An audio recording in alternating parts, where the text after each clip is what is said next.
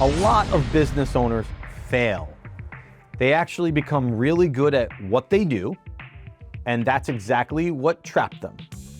If you feel like the business can't run without you, you're gonna wanna stay with me and you're gonna wanna watch this episode. Hi, I'm Peter Karunas, husband, father of 4, and Chief Growth Officer of a home service franchise system. This channel is about real conversations on franchising, the trades, and building a business that actually lasts. And in each episode, I break down the lessons, the mistakes, and opportunities that I see every day inside of the home services industry so that you can make more informed decisions along the way. Thank you so much for being here, and let's jump right on into it.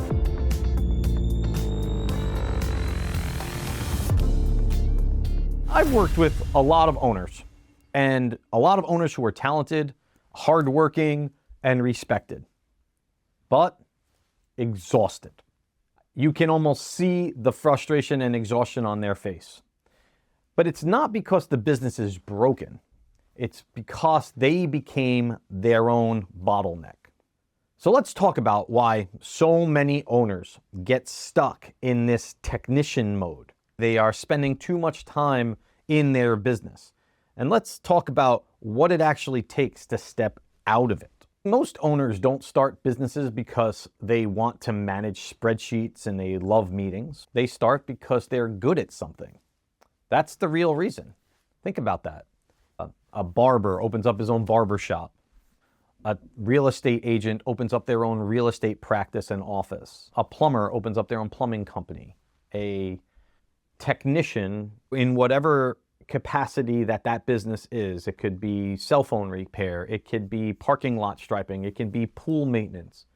They're really good at their craft, they're very knowledgeable, and they think that they can do it better than their employer, so they become a business owner and open up their own business. You know, they're fixing, they're building, they're solving problems. Early on in the business owner's life, that's a strength. You're the best technician, you care the most, you move the fastest, okay? The business grows because of you. But here's the trap. What got you here won't get you to where you want to go. And at some point, being the best technician becomes a liability. And not because you're bad at it, not by any stretch, but because every time you jump in, you pull yourself away from the work only that you can do. You're hiring people, you're training people, you're pricing correctly, you're developing systems, and your leadership. This is what I call the hero trap. You fix problems faster than anyone else, so you keep fixing them. And slowly, without realizing it, the business learns to depend only on you. Employees are going to wait for you. Employees ask you every question that they can imagine. Decision funnels on you. Growth pauses when you're not present. And at first, this feels good for you. You feel needed. You feel important. You feel in control. But over time, it becomes heavy. You can't take time off. You can't think strategically. And you're always reacting. And here's the hardest part. Most owners know that this is happening. They just don't know how to stop. I had to learn this the hard way in my own career. God blessed me with amazing graphic design talents, and I was the graphic designer of my own sign and print shop when I first started out of college. And I had to design every project. I had to get all the designs to pre-press. I was the one that was really responsible for quoting and setting up the fabrication files and telling the team what it was and where it was and meeting the client. And it was me in that scenario. It wasn't until many years later that we ultimately started bringing in core components of our business to rely on design and fabrication and production and installation. I started to feel more in control by relinquishing that control. So if you feel like this, don't worry about it. You're not alone. but there is a way to fix it. The fix is usually in the world of delegation. First, let's talk about why letting go feels uncomfortable. So first, there's trust. You don't trust anyone to do it the way that you would. Not that way you should, the way that you would. And honestly, you're probably right. They won't. But the goal isn't perfection, it's consistency here. And second is your identity. If you're not the one doing the work, well then who are you? This is a real identity shift, and most people don't really talk about it. And third is short-term pain. Delegation is slower at first. Training takes time. Mistakes happen. So owners just jump back in, and just for now, they say, just for now, and just for now turns into years or months, whatever that looks like. So my advice to you is look at your business in the future, okay? So in other words, what would future self tell you to do if you could do something differently? And I had to think about that. And my advice to all of you listeners and watchers out there is this. Think about your business always in the world of educating, okay? When you create an SOP, think about why that SOP is created. Document everything that you do and how you do it so that someday you have the collateral to give it to somebody else to show them what you've done. If you handle phone calls a certain way, if you handle objections from customers a certain way, document it.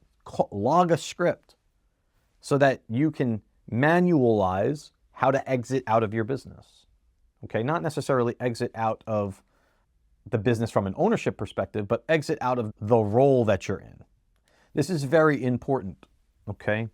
If you're able to do that, then you're going to want to document it somewhere. And this is where having a repository of SOPs is very important. There's a lot of software out there for this. Notion is one. But if you're not looking to spend that kind of money, I mean, Google Drive is fine. Dropbox is fine for that sort of thing.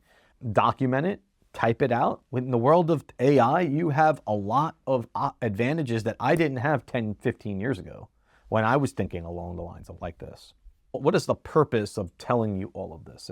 And that reason is because there's a real cost of staying in this role. So here's what staying stuck actually costs you. And it's not just money here, okay? It's gonna wipe you out. It's gonna drain all of your energy. You're gonna not know which way is up. You're gonna lose your clarity. You're gonna lose your vision. You're gonna lose the reason why you did this in the first place. You're so busy working in the business that you never work on it. I know that sounds, and you've heard that before, but growth here is going to stall. Your team doesn't develop.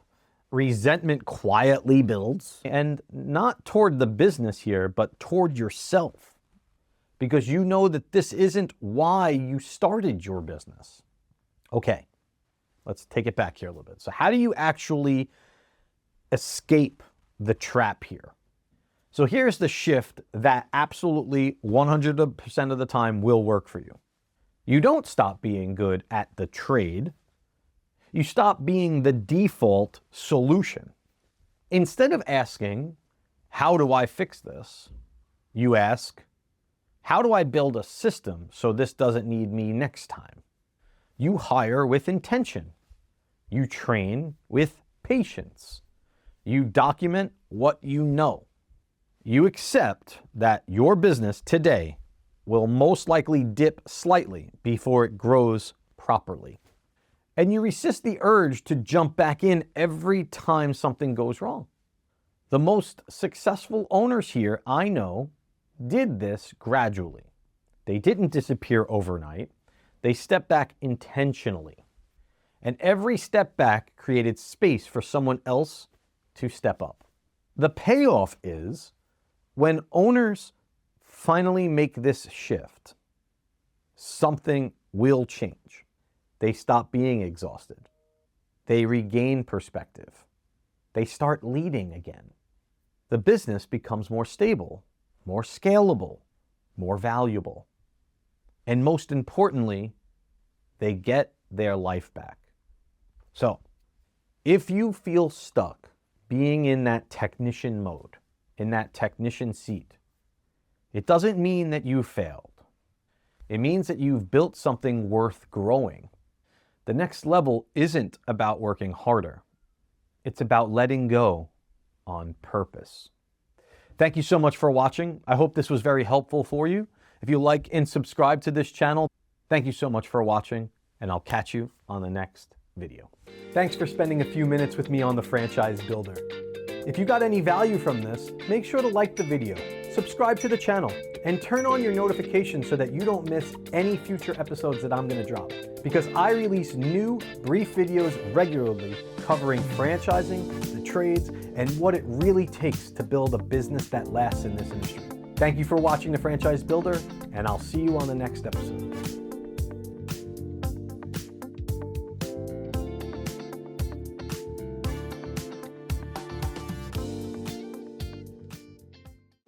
Coming up this season on The Franchise Builder. Scaling is about building a business that works without breaking you. Most owners think that scaling means more trucks, more techs, more jobs. But if the foundation isn't right, all that you're doing is multiplying your problems. Scaling without people is just stress at a much higher level.